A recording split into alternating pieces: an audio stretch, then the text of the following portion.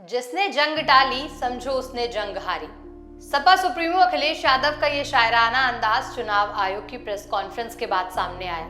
जी हाँ, इधर चुनाव आयोग ने प्रेस कॉन्फ्रेंस कर यूपी में होने वाले उपचुनावों की तारीखों का ऐलान किया, लेकिन एक सीट छोड़ दी, यानी मिल्कीपुर, जो कि हॉट सीट है।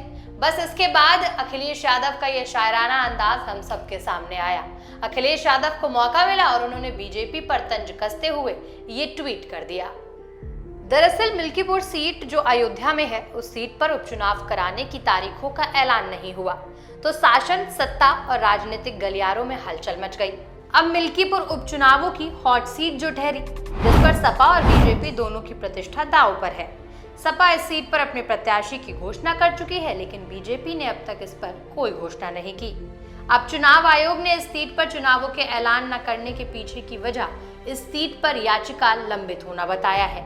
राजीव सर, अभी जो आपने चुनावों की तारीखों का ऐलान किया है, लेकिन उसमें कुछ ऐसी सीट्स हैं विधानसभा जहां पर उपचुनाव होना था या लोकसभा, जिन पर नहीं ऐलान किया गया। वो कौन कौन? सब पर सर, यूपी की 10 सीटें थी। 10 की 10 होंगी। 9 किया है। Basirhat is under the election petition. There is an election petition in Bashirhat. So that is one case. 10 सीटें थी ना सब। Milkipur also is under election petition. So let me say it that way. जहां election petition नहीं है, वहां सब में हो रहा है। ठीक है, वो दे देंगे। वो 2 तो मैंने बताई दी आपको। जिस लंबित याचिका की बात चुनाव आयोग ने की, वो याचिका बीजेपी के पूर्व विधायक बाबा गोरखनाथ की ओर से दाखिल की गई, जिसे अब वापस लेने का ऐलान भी कर दिया गया है। सुनिए वकील रुद्र विक्रम सिंह को, जिन्होंने ये याचिका दायर की थी। इलेक्शन और उत्तर प्रदेश में उपचुनाव की घोषणा की।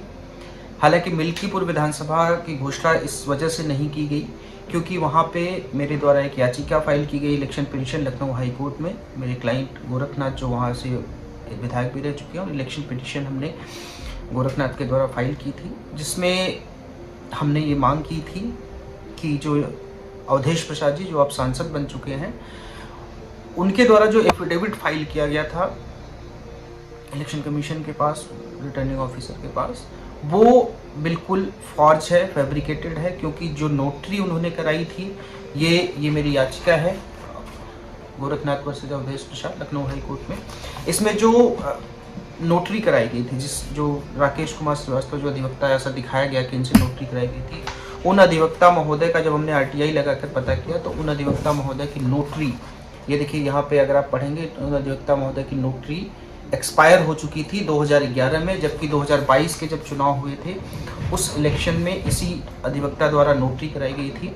उसको हमने चैलेंज किया था, जिसमें माननीय न्यायालय ने संज्ञान लेते हुए नोटिस जारी किया था। इसमें सुनवाई चल रही है। हालांकि बीच में जब लोकसभा चुनाव हुए तो वो सांसद चुन लिए गए, और इसलिए हमने भी याचिका को बहुत ज़्यादा प्रेस नहीं किया क्योंकि ऑलरेडी वो इन्फ्रेक्चुअस हो गई थी। लेकिन चूंकि मामला पेंडिंग है, मामले में माननीय न्यायालय संज्ञान ले चुका है, इसलिए आज चुनाव का जब घोषणा हुई तो मिल्कीपुर विधानसभा में घोषणा नहीं हुई। हालांकि हम 1-2 दिन में इसमें पिटीशन को विड्रॉ करेंगे, और विड्रॉ करके उसके बाद इलेक्शन कमीशन को भी इन्फॉर्म कर देंगे।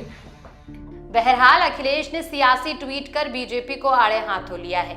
बता दें कि मिल्कीपुर सीट पर भाजपा चुनाव जीतकर प्रदेश और देश में संदेश देना चाहती है कि अयोध्या में राष्ट्रवाद की लहर बरकरार है। साथ ही दलित और पिछड़े मतदाता उनके साथ हैं। मिल्कीपुर उपचुनाव जीतकर भाजपा प्रदेश में फिर से भगवा माहौल खड़ा करना चाहती है। माना जा रहा है कि भाजपा इस सीट से बाबा गोरखनाथ को अपना उम्मीदवार बना सकती है।